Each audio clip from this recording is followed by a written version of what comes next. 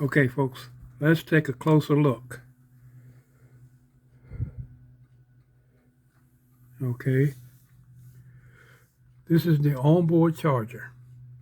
Okay, and this is the solar charger. And this tucked away over here is the switch to switch from outside power to inside power. Got it plugged into the wall, no problem.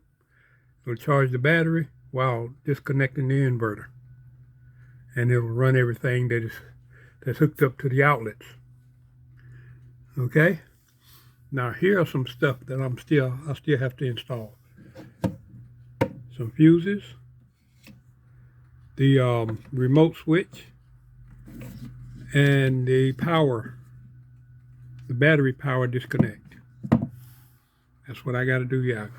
Okay, and now down here we have the inverter, which is a 600 watt inverter, 1200 watt surge. And then here's a connector here. Way back in the back, you can see we have a plug outlet, automotive plug outlet, and we have another one over here, under here. I've printed out a cover to go over this. Once I hook the fuses up to them and everything, I am going to put the cover on there. And now if you see here, it's a 1200 watt surge. When you have 1200 watt surge on your inverter, that should be the watt hours on your battery. If you have, that way you could get some good service out of your battery. If you have a 600 watt inverter and only have 600 watt hour in your see, what is that? You don't want that. What is that, a 50 amp hour? What is that, a 50 amp hour? Yeah, you don't want that. Okay, now this right here is living down here by itself. Okay, now once I install that, I'm going to have a vent here. There's going to be a vent right here where it's going to be coming up. It's going to be drawing air in. I'm going to have a fan here, and it's going to be pushing the air up through here, and then up through here, then over and out. But I only need one fan. Okay.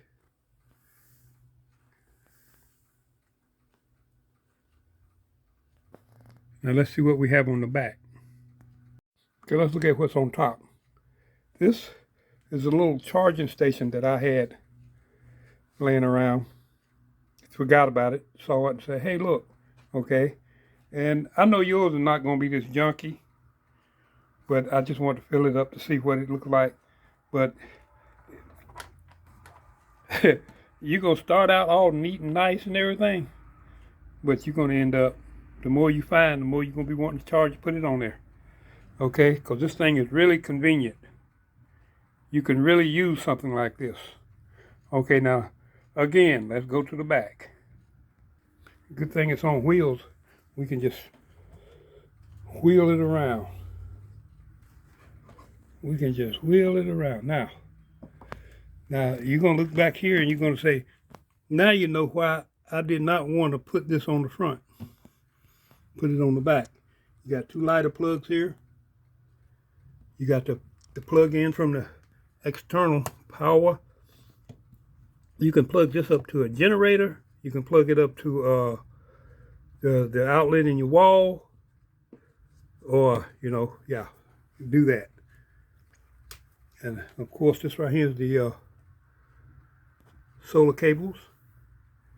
And here are some things that I'm using it on now. You have the these USBs here, and as you can see, this is a USB panel here, charging panel, and it's down here into the lighter. Now I'm going to have 10 amps going here. Now a lot of y'all don't know, if you just plug one of these right here up to a USB port, and then you got several ports here, all of them are not going to be high speed.